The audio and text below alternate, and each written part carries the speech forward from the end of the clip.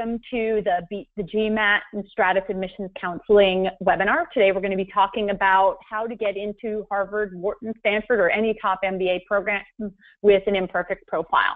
Before I get started, I want to do a couple polls so I have a sense of who I have listening to me and can adapt my presentation.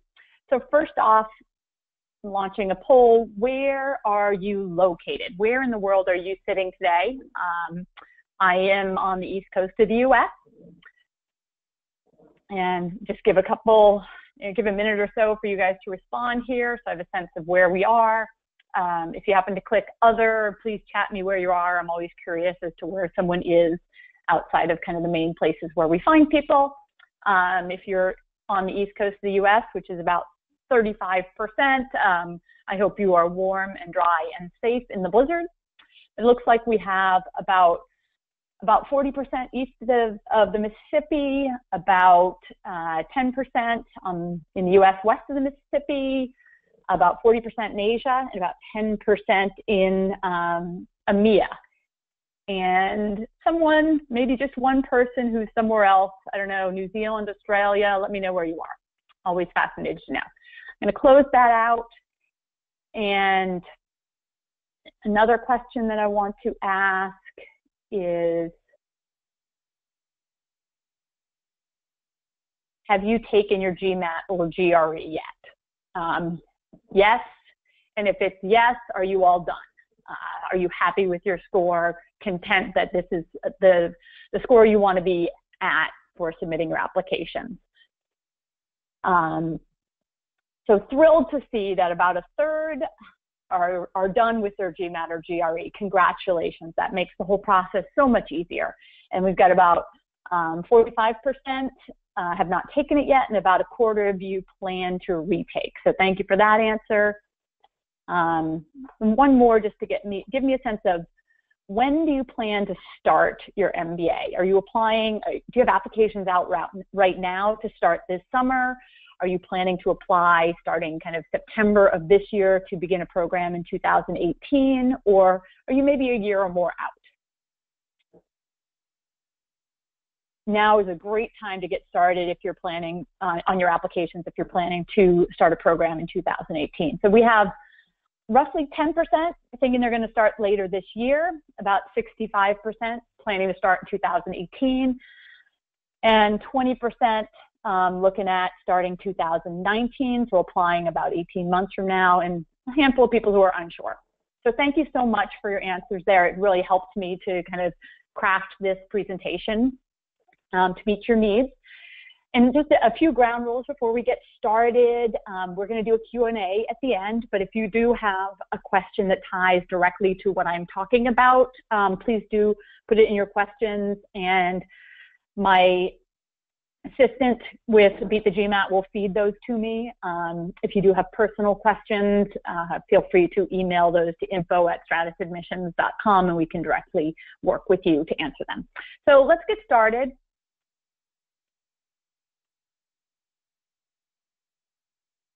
My name is Susan Cera. I am the Director of MBA Admissions Counseling at Stratus. I did my undergrad at Dartmouth College, where I studied economics and computer science. After that, I worked in consulting for about 3 years before going back to school to get my MBA from Duke University's Fuqua School of Business. Coming out of my MBA, I did something that is very popular today, but I did it 20 plus years ago. I went into product management in the software space. So worked in high-tech product management, and was involved in a few internet-based startups back in the late 90s, early 2000s. And then kind of took a break from that chaos of startups and went to work at Fuqua, working on admissions committee for about a decade, where I read probably close to 10,000 essays. And it was during this time that I realized that a lot of the applications I read were not as strong as I thought the candidate actually was. And unfortunately, as an admissions committee member, I could only assess what was presented to me through an application. So with that in mind, I left Duke and I joined Stratus, where now I can help clients to present their best selves, help them to overcome those little blemishes or larger blemishes in their applications in order to gain admissions to a top program. A little bit about Stratus. We are a full-service admissions counseling firm. We've been around for a little bit more than a decade, and each year we work with hundreds of MBA candidates. And each year we get acceptances to all the top schools. Right now, here in March, very exciting time. Admit calls going out in the last couple of days for a few programs, and they'll be coming out in the next week or so for even more programs. It's a super exciting time to be in my role. I'm getting goosebumps now for a couple of the emails I got yesterday and today with announcements of not only admissions but full scholarships at some schools for some of our clients. We are very highly rated by our clients on websites such as Beat the GMAT, GMAT Club, Google, and Yelp. What you see on the screen here, the best money that you will ever spend, is the title of a review from one of our clients who worked with us in round 1 of this year. You'll see those scattered throughout this presentation, and that's what they are. These are reviews that we have. We've been featured as experts in publications such as Financial Times, Forbes, and U.S. News. What's unique about Stratus, 2 things. We use a team-based approach when working with clients. And what that means is that throughout the entire process, each of our clients is paired with a primary counselor. And that's the go-to person the client works with over the course of developing their application. At key points in the application process, we bring in a senior strategist who's an extra set of very qualified eyes who can provide additional insight on the strategy that the client has put together with their primary counselor. And if it is, for example, you're applying to multiple schools with us, we bring in, depending on how many schools you're applying to, additional counselors to review your essays for each school. So if you are working with a primary counselor who perhaps attended Wharton and you're applying to Columbia, Harvard, Stanford, and Wharton, when each of those sets of essays are ready to go, we would send your Stanford essays to one of our Stanford counselors for review and feedback that's specific on the content and tone as it relates to Stanford. Similarly, your Harvard essays would be sent to one of our Harvard counselors. You get the point there. So your team could be comprised of up to 6 or 7 of our counselors supporting you through this process. We also have a team of proofreaders who review your resume and your essays for grammar and punctuation. And throughout the entire process, we have a client relationship manager who is a business contact for you outside of your counseling relationship. Another unique thing about Stratus is our 4-school guarantee. If you work with us on 4 or more schools in a comprehensive package and are not accepted to any of those schools, then we will work with you for free in either the next round or in the next admissions season. So what we really focus on is your unique story.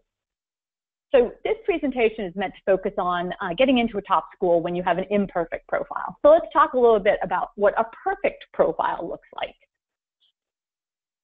And here's just an example of a potential candidate for an MBA program at some point in the future. This particular individual, who is a real person, went to Stanford undergrad, studied in the STEM field. We know that this individual scored an 800 on their SAT on the math portion, which would indicate to me that when it comes time to take the GMAT, they would do equally well, especially on the quant side. They happen to have been a scholarship athlete at Stanford. And currently, this individual works as a business analyst at McKinsey. So great profile to date. This individual also happens to be an underrepresented minority that are in high demand at top business schools. And this individual is also a female. So if that isn't enough, this person is also an Olympic gold medalist. So you're wondering, who is this perfect person? It is Maya Dorado, who was a U.S. Olympic swimmer this past summer and had put her career at McKinsey on hold for a year after she graduated from Stanford in order to train and compete in the Olympics. So this is kind of your dream profile for an MBA candidate.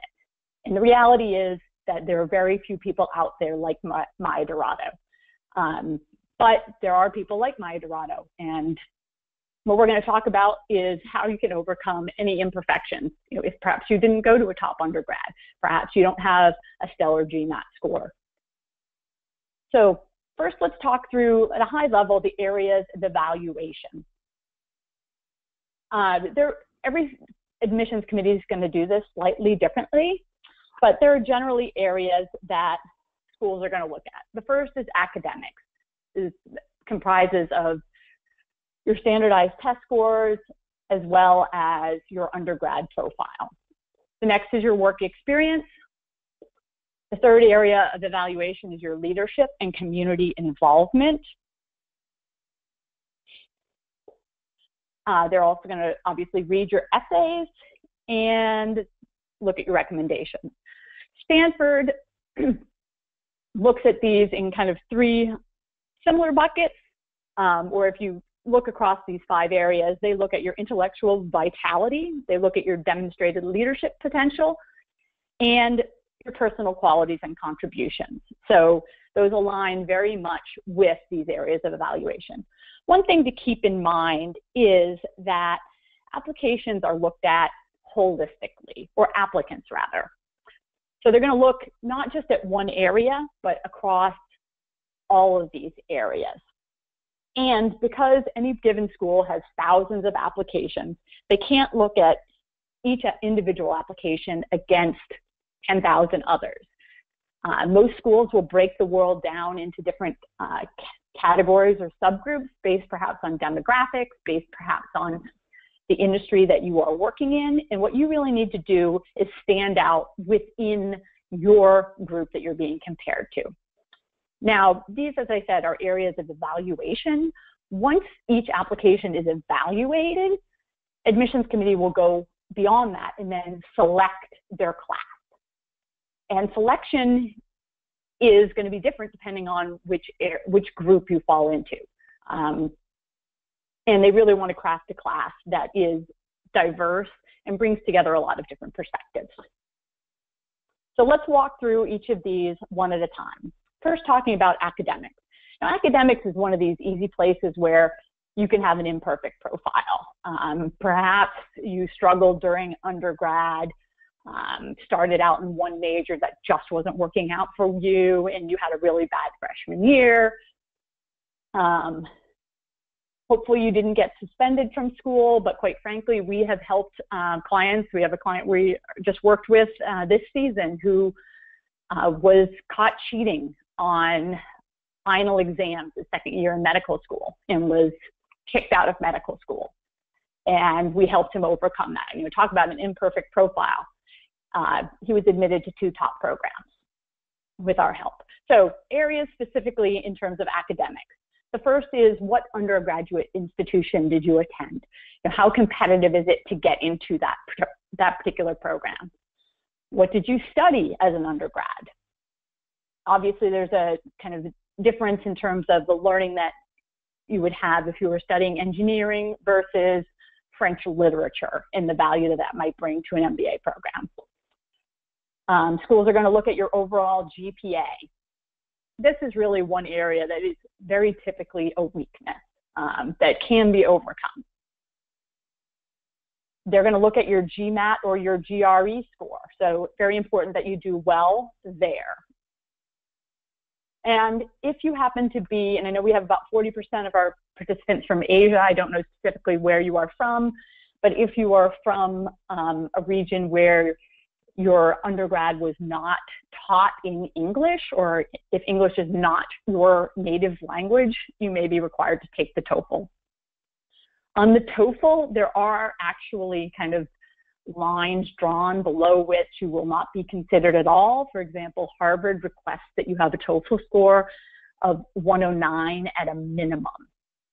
So if you happen to fall into the category of people who need to take the TOEFL, this is one where you cannot be successful in business school if you cannot speak English, especially at a US-based school. So let me give you an example of one client that we worked with who was able to overcome a major imperfection in terms of his academic profile. This individual, we will call him Jerry. He went to a less competitive undergrad institution, so not an Ivy League, not an IIT, not a top university in Europe or in Asia. He had a 3.3 overall GPA undergrad, which, if you're looking at Harvard, Stanford, or Wharton, is substantially below their average GPAs, which are roughly 3.6 or 3.7. It's kind of almost outside of that 80% range. So that was really his weakness, was that low undergrad GPA. So how did he make up for it? And we talked about all the different areas that you're being evaluated on. First thing he did is that he nailed the GMAT, scored a 760 on the GMAT. And in his job, he had worked for about 5 years, I believe, before applying.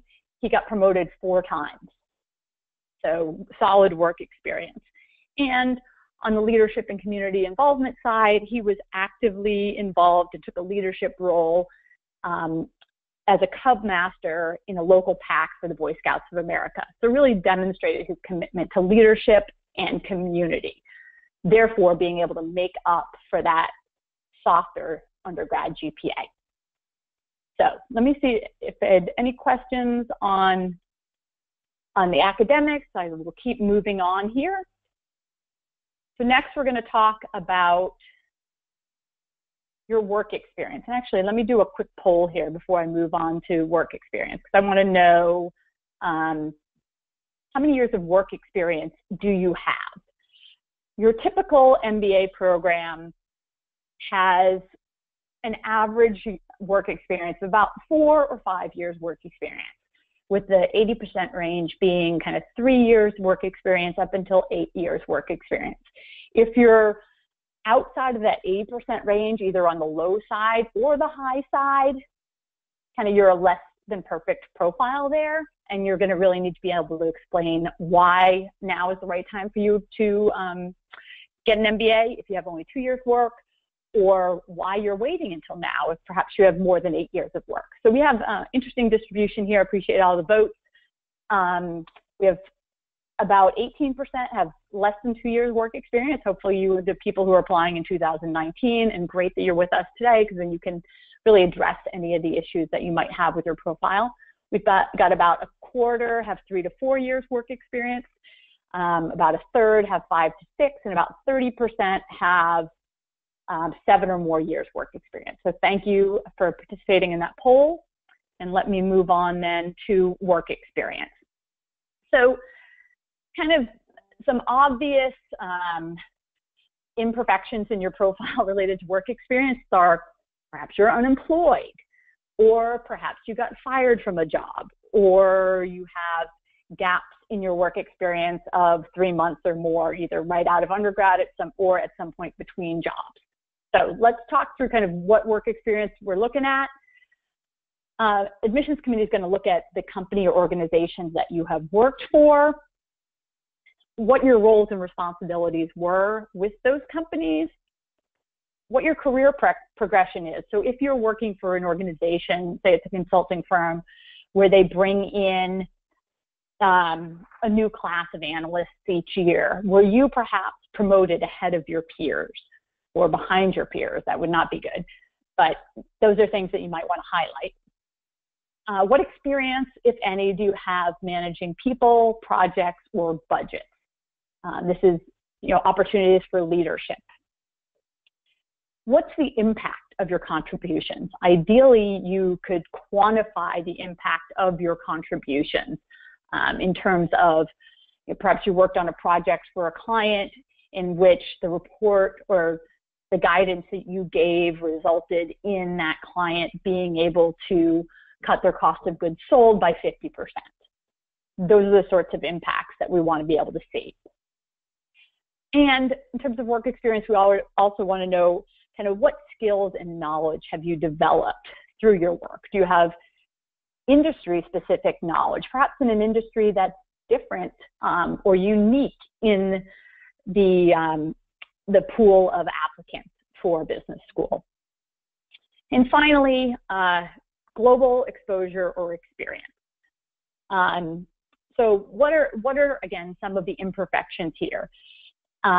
Perhaps on the global exposure or experience, perhaps you have only ever lived, studied, and worked in a single country. You can overcome that by asking your manager for opportunities to work perhaps on a cross-cultural team, perhaps to get assigned to a global project for some period of time, or better yet, be staffed on a project where you go and are feet in another country for some period of time. If you have gaps in your work experience, you really need to own those and address them in your application.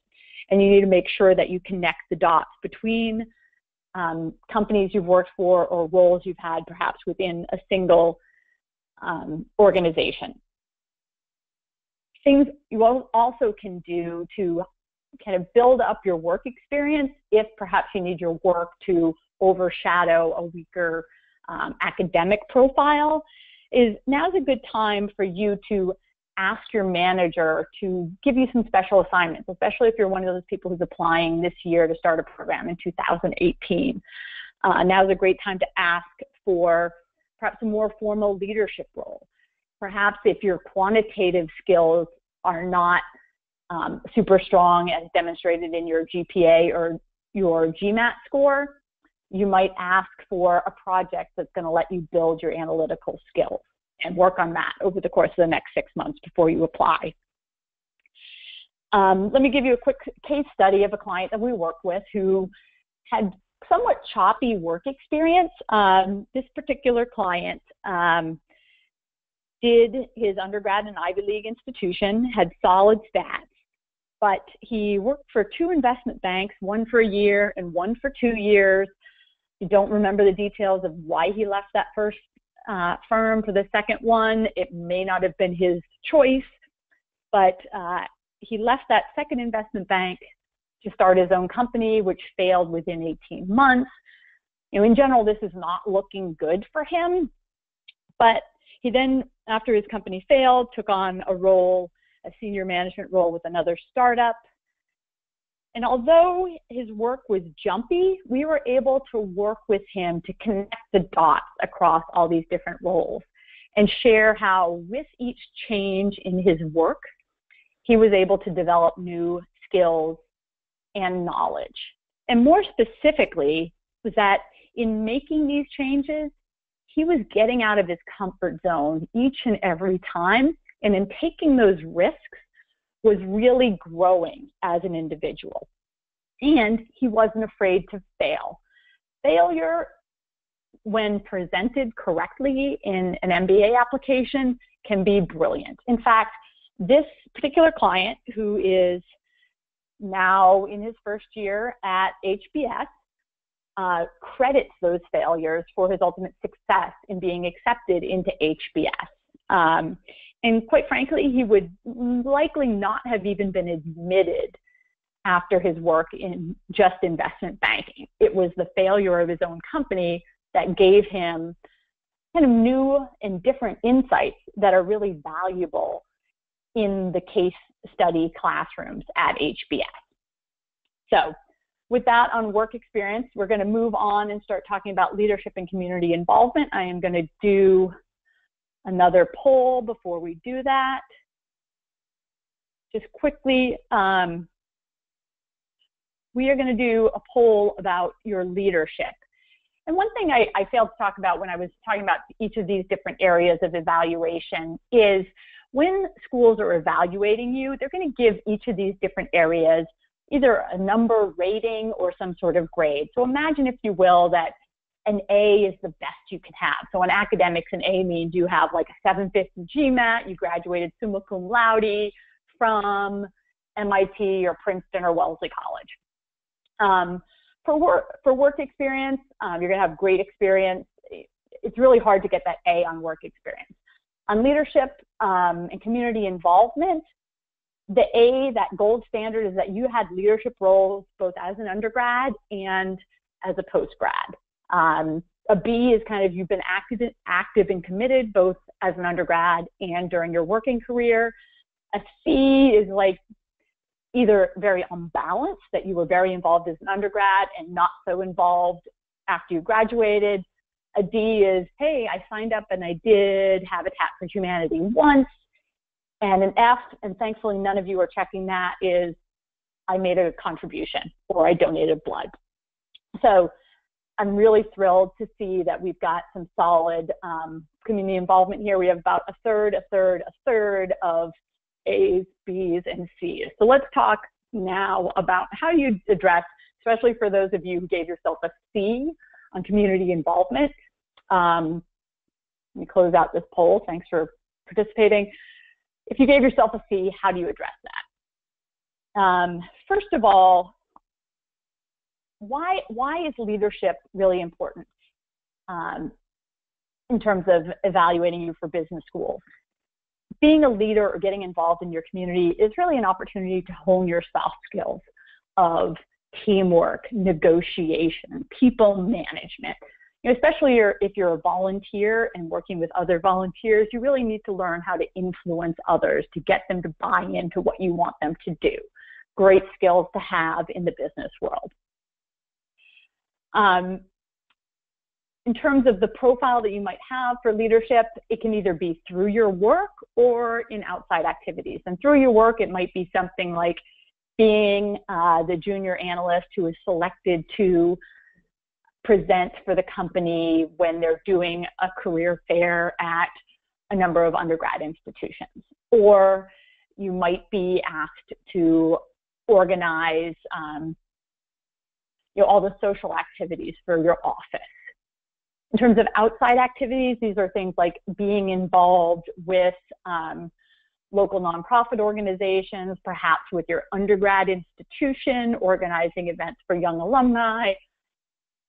Both of these are equally good in terms of leadership. It really depends on kind of what else you have going on in your life. Your leadership and community involvement during undergrad and currently really are going to demonstrate to admissions committee your propensity to get involved during an MBA program.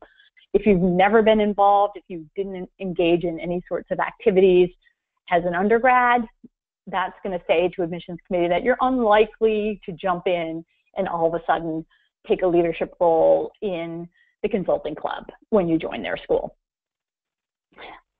Another thing that admissions committee looks at with respect to the leadership and community involvement is the ability of an applicant to demonstrate balance. We used to speak about an applicant being multidimensional versus being one-dimensional. You know, it's pretty easy to maintain good grades in school. Not that it's easy at all, but it's much easier to get all A's in school if all you are doing is your schoolwork. Now, if you graduated summa cum laude and you balance that with being the president of the student body or having a leadership role in your fraternity or sorority, that demonstrates some level of balance. And why is balance important? Because in business school, not only are you going to be taking classes, you also need to be involved in outside activities, which are really great opportunities for you to test the classroom learning in a safe environment. But during all of this, you also are going to need to be doing recruiting. And if you can only do one thing at a time, like you can only study without participating in outside activities, or you can only do your job without finding time to do something outside of work, then chances are that you're really going to struggle with the multitasking that is involved in a top MBA program. Get yourself involved in things that you're passionate about. There's actually a great article on our website about, it basically highlights specifics that some of our clients have done. You know, there's one guy who's passionate for the outdoors, loved to hike. So what did he do for his outside activities? He engaged, became a volunteer with a local trail maintenance volunteer group, and would go out on a Saturday and have a crew of 12 volunteers and be tasked with repairing a hiking trail for X number of miles. And he would have to motivate this 12 volunteers to get this work done. And it tied nicely into his passion for the outdoors. So look for those sorts of opportunities. So in terms of weaknesses here, the obvious weakness is you have no involvement or you're only occasionally involved. If you're applying this year, now is a great time to get involved. Find something you're passionate about. Engage in that. Look for opportunities inside of your work as well. If you have only ever done one-time involvement, it's going to be hard to recover between now and September deadline. So you might, hopefully the people who gave themselves a D on this poll are not applying for another year. Look for those opportunities to get involved and develop your leadership skills over the course of the next 12 to 18 months. So you're a much more solid candidate. Let me give you a quick case study here on a client we worked with who was light on his community involvement. I'll give you a little background. We'll call him Rob. He had solid stats, went to a top undergrad institution, did really well on his GMAT, great work experience in investment banking and private equity. During college, he had been an athlete involved in multiple sports, but once he graduated, he had virtually nothing on his resume in terms of involvement. And he had been working for 4 or 5 years. One thing is that through sports, he developed leadership in a team environment, and he was very much into coaching and mentoring. So things that we highlighted for him were his mentoring of kind of the junior associates at his private equity firm. And even kind of close to the deadline, he stepped up within his undergrad alumni club and offered to do alumni interviews. Again, tying in with his whole kind of theme of mentoring and coaching those who are younger than him. He happened to be the oldest in his family with a number of, I think, all brothers. So that was really core to who he was helping the next generation. And pleased to say that he was able to pull together a really compelling narrative around that, and he is now in his first year at Stanford. So you can kind of overcome those weaknesses. The more time you have, if you're applying next year, obviously the better you can do in terms of addressing that weakness. So moving on, essays and short answers. We talked about giving yourselves grades in different areas. In terms of academics, work experience, and your leadership, you are kind of well on the path to what your letter grade is. You can make some changes to address any weaknesses. With respect to your essays and your short answers, right now, each and every one of you has a clean slate, and there's no reason that you cannot get an A on your essays and short answers. It just is going to take some work. You don't want to be doing these at the 11th hour. So what are the things that you do here? First is you need to identify your short and long-term goals and ensure that those are well aligned in a reasonable trajectory from what you have done in your academics and your career to date. Next thing you want to be able to do is answer these two questions. Why MBA? Why now? Although they may not be explicitly asked in an application, these are almost always asked if you are invited to the interview stage and you need to know the answers. More importantly than that is why this program? In fact, Stanford has this as one of their essay prompts. It's simply, why Stanford? You need to understand why you want to be at Stanford. Wharton's second essay this year is also very similar in terms of how Stanford's going to help you get to your goals. So how do you go about doing this? This is a lot of research and something that we spend a lot of time working with our clients on. You really need to identify the resources at each program you're looking at that are going to help you move towards your goals. And I kind of give those 4 different buckets. The first is curriculum. So if you are looking to move into a role as an investment manager, does the school offer curriculum specific to investment management. Perhaps there are concentrations or majors or pathways or just flexible curriculum that allows you to take coursework that aligns with your goals. You're going to want to identify perhaps particular professors that you would like to learn from, particular electives you would want to take in order to develop your skills and knowledge. Outside of the classroom, I bucket this just as clubs, but when I talk about clubs, I want you to think about also other experiential learning opportunities, conferences, seminars, and how you might get involved in these. Maybe it's even the trek from Wharton to Wall Street that you might get involved in organizing that particular trip during spring break, which will cause you to perhaps reach out to Wharton alumni who work at firms on Wall Street, and you'll build relationships with those individuals that could lead you to a job at some point in your future. So clubs, a very important piece of the entire MBA puzzle. The next bullet is the culture or community. What does it feel like to be a student at this school? Is it a collaborative and supportive environment where teamwork is emphasized? Or perhaps is it all about you as an individual developing your leadership skills? You need to understand what you are trying to get out of an MBA and find the schools that are going to offer you the right place for you to grow and thrive. And the final area of being able to identify the resources to help you move towards your goals, what I call connections. And this is, engaging with students, engaging with alumni, and with perhaps admissions officers in order to have any of your questions answered about a particular program. I can't emphasize enough the value of making a visit to a school and being able to observe interactions between students and then between students and professors to really get a sense of what a program is like, and you're just kind of breathing the air and finding out whether or not your people are at that program.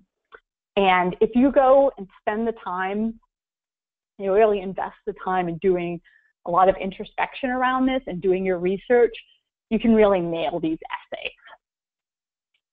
The final piece, an important thing on essays is address the prompt. During my time at Duke, I remember reading some incredibly well-written essays that were just beautiful and fun to read, but they didn't answer the question that was asked.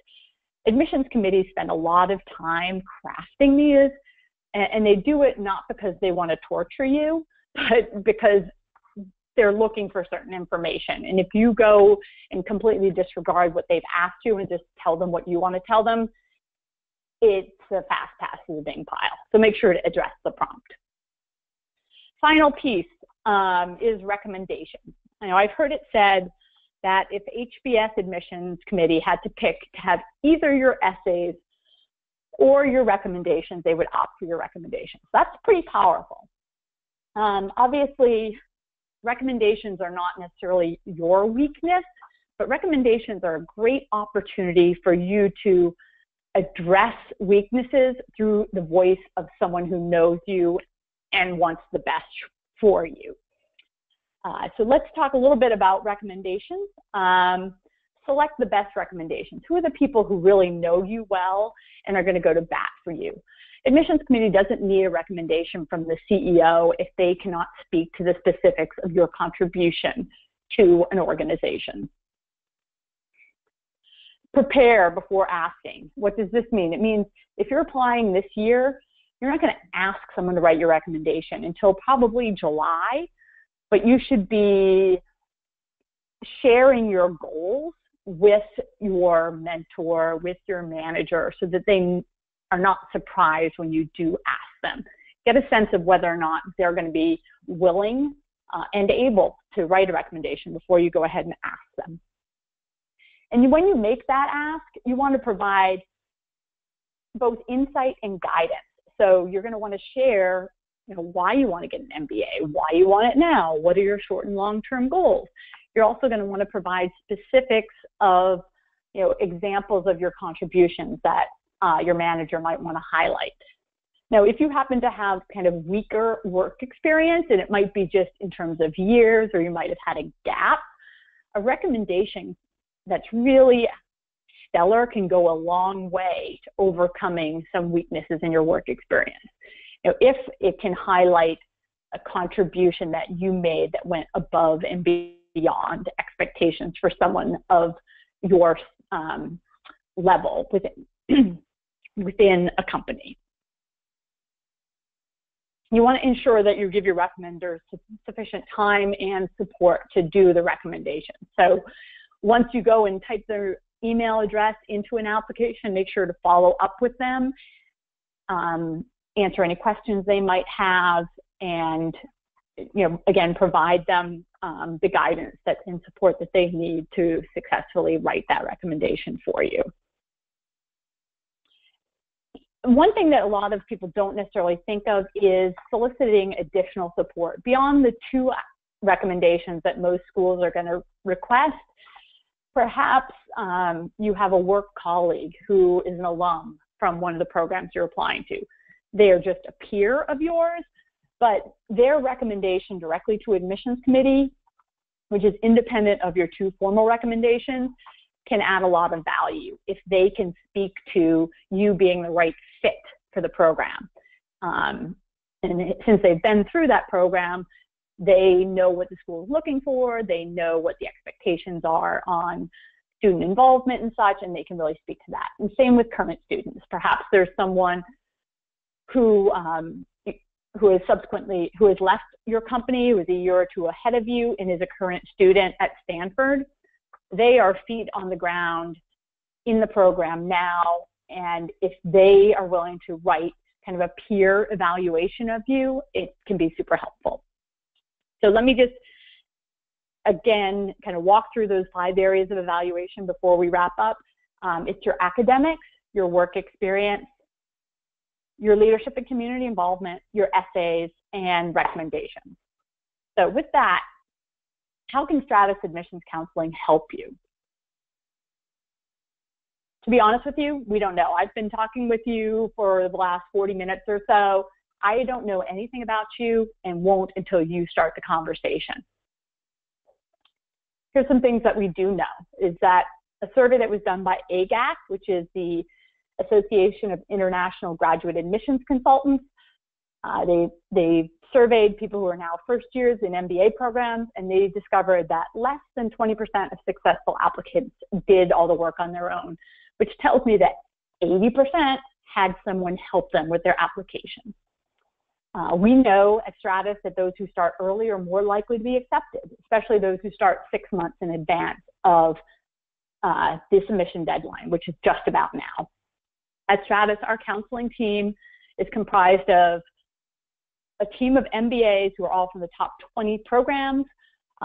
Within our team, we have decades of mentoring and coaching experience, as well as admissions committee experience, as well as experience across diverse industries and functions, and we share that knowledge amongst our team. Because you are with us today, you are eligible for a limited promotional discount, which is good through the end of March. You can call the number that's on your screen or email consult@stratusadmissions.com today. Let them know that you are at this webinar, and you can save $500 on a comprehensive package of 2 or more schools.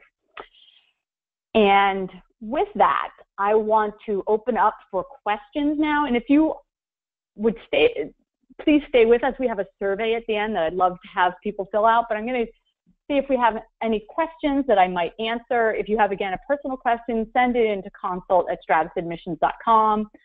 But in the meantime, let me see if I can pop out my questions box here and answer questions that you might have. Oh my goodness, lots of questions have come in here.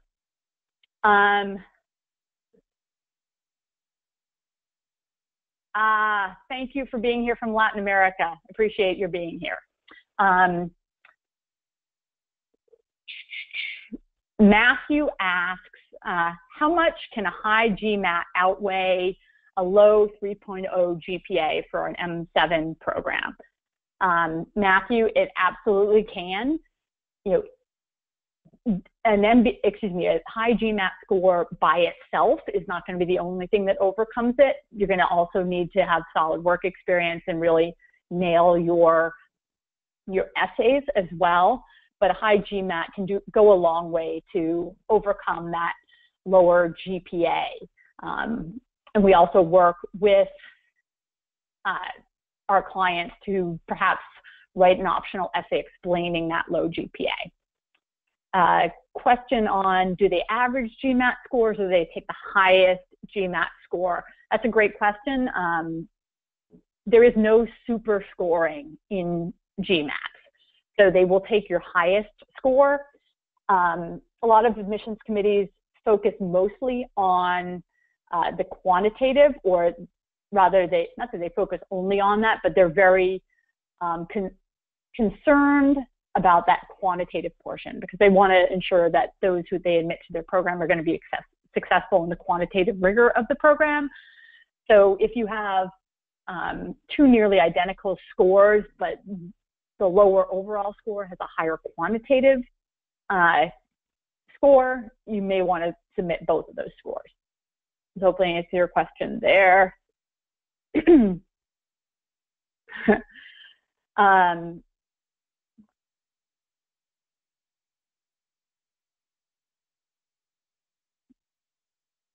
Okay, kind of some personal questions. If you have a specific question about your own academic performance combined with a GMAT, please do write to us individually and we'll talk to you offline. Eric has a great question here. He wants to know if he worked full-time during undergrad, does that count? Absolutely, Eric. In my time at Duke, if you worked full-time during undergrad, and that would be counted towards kind of your involvement, your ability to balance. And it also would provide some insight into perhaps a lower GPA if you were working full-time. So great question there.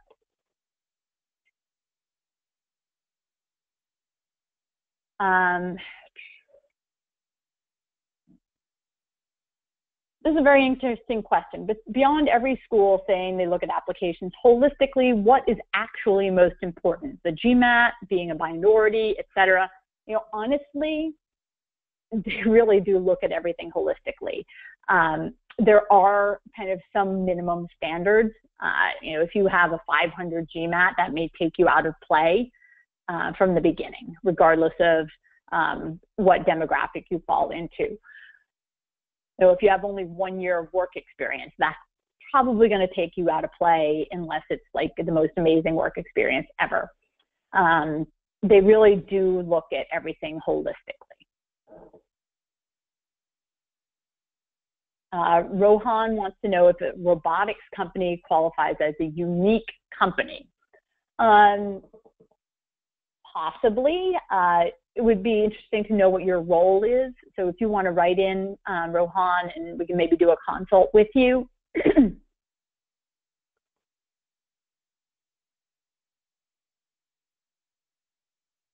got a question from someone who has left. So hopefully if someone has left the conference that they might send in their questions, or we may be able to reach out to you offline if we have your email address, and maybe can follow up with you.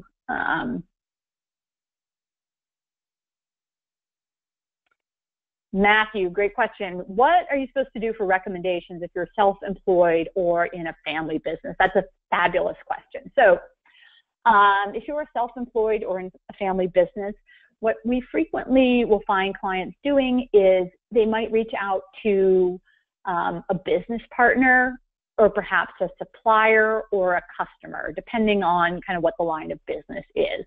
You really, don't want your dad or your mom writing your recommendation, or even your uncle. And if you're self-employed, it would really probably be a client for whom you're doing work would be a good choice. If you are involved in activities outside of your work, perhaps through a community organization, someone from that organization might be a good choice as well.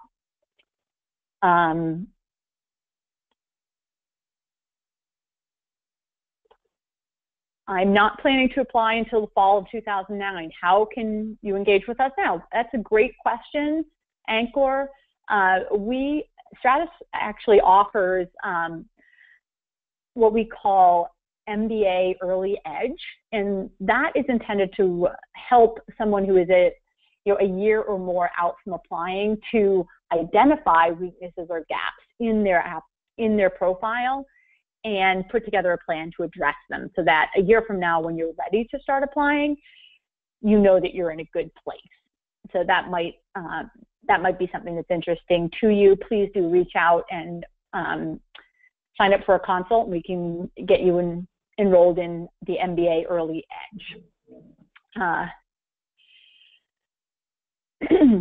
Samik wants to know, has 8 years work experience. Does it put him at a disadvantage? 8 is right on the cusp of being outside that 80% range. What you're really going to need to focus on here is that you've continued to grow in roles that you've had during those 8 years of work experience, and that now is the right time for you to get an MBA. Some admissions committees might wonder, why didn't you apply 3 years ago? And if it's because you got a wonderful opportunity to work for a startup where you're developing new skills in a different industry, that might be exactly the reason why now is the right time.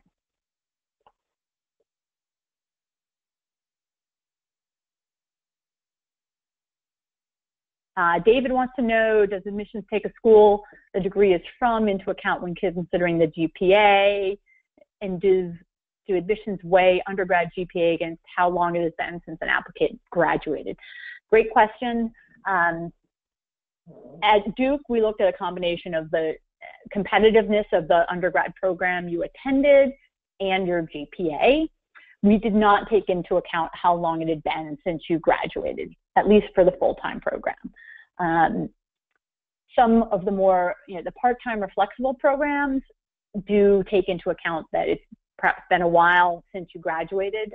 We do work with our clients to perhaps create what we refer to as an alternate transcript of taking a class now to demonstrate that you are a different student today than you were when you were 18 years old and just starting in college. And with that in mind, we have a question here: is how is executive MBA process different? The executive or part-time MBA programs don't rely so much on the rankings, which leaves them a little bit more flexibility in admitting students who perhaps have lower test scores or lower GPAs. The process itself is very much the same. The evaluation and the selection are going to be slightly different. At the end of the day, if you attend a flexible format MBA program, you still have an MBA at the end. I encourage you, there actually just today was a published an article on our website exactly about, does being an older applicant hurt me? And kind of the second portion of that was, what other opportunities are there for MBA programs? So take a look at that article. Eric has a question here.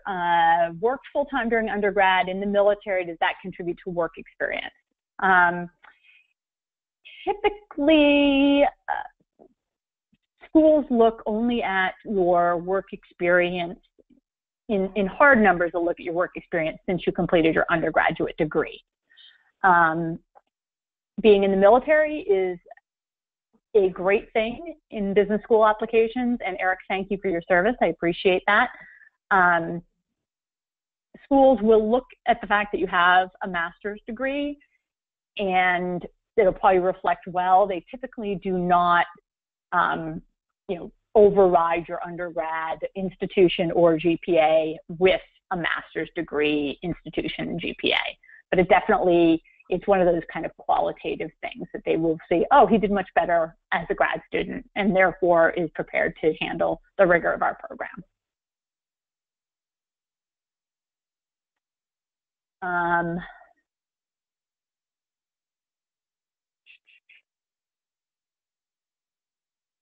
Rohan, I'm going to ask you to to give us a call or send in a consult, because I think I want to know a little bit more about your unnatural career transition to be able to respond to your question more appropriately. Let's see. Oh man, I hate it when this happens. So Stephen wants to know, he's from Nepal, and his college had a course, and I think the affiliation had a dispute, so perhaps not an accredited university. I'm not sure exactly if I'm understanding the question correctly. A lower than 3.0 GPA, but still top 20% of his class. One thing in Nepal was an area that I covered during my time at Duke. Not a ton of applicants out of Nepal, which will play in your favor, but for the most part, schools have kind of international credentials guides and will have a sense of what grading is like in international universities, and can understand, you know, they'll look at that top 20% and may give you a little leeway on that lower actual GPA. One thing to keep in mind is that if your GPA is on any scale that's not a 4.0 scale, it doesn't go into the averages that a school reports. So if you perhaps went to school in India where you graduated with either a percentage out of 100, and you know, I know from having read thousands of Indian applications that, you know, a 65% in India is commendable. That does not translate to a D, or, you know, it doesn't translate to a, you know, a 2.7 on a 4.0 scale.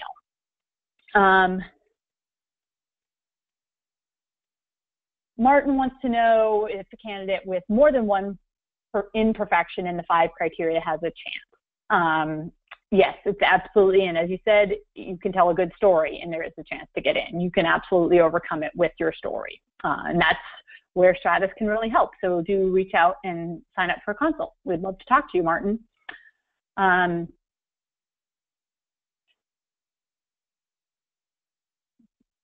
Let's see. To what extent do I'm actually going to skip that question because the person has left.